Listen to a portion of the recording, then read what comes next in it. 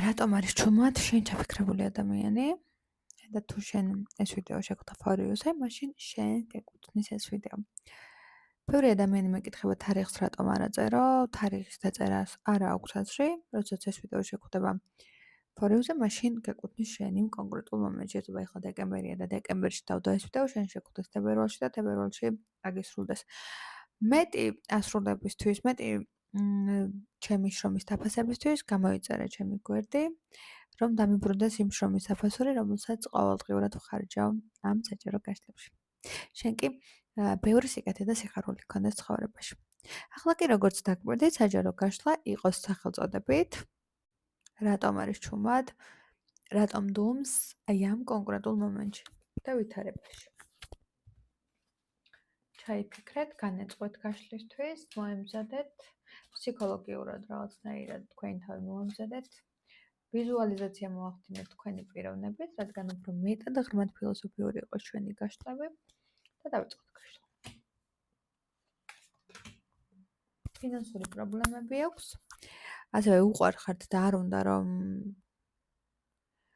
ისე მოვიდეს, როგორც თვითონ არ უნდა, რომ აი უზრუნველყოფილად რომ არ ყავდეთ ეგრე არ უნდა. ასევე დუმს იმიტომ რომ ეშინია სიტყვის, იმიტომ რომ რამდენჯერაც თქვა არასწორად გაუგე.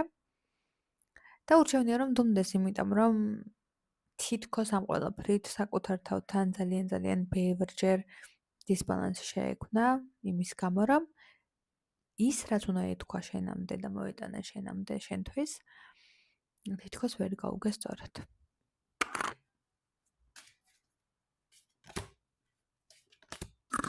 დუმს იმიტომ რომ მანიპულაციურად უნდა რომ გმართოთ ამ დუმილით და მგონია რომ დუმილით უფრო მიგიზიდავთ და უფრო მეტად საინტერესო იქნება თქვენი საუბარი მისთვის და კომუნიკაცია.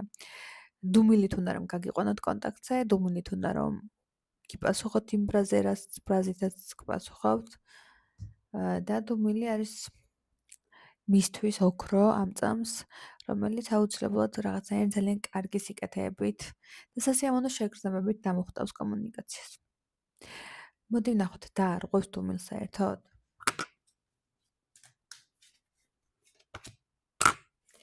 სამი კვირის ვადაში დუმილს დაარღვევს და ისეთი დარღვევა ექნება ამ დუმილს, რომ სასიამოვნო კი არა, იმის იქით ძალიან მაგარ რაღაცებს მოგიტანთ და ძალიან ბევრ სასიამოვნო მონოლოგებს გპირდებათ სამყარო. მადლობა ყურადღებისთვის.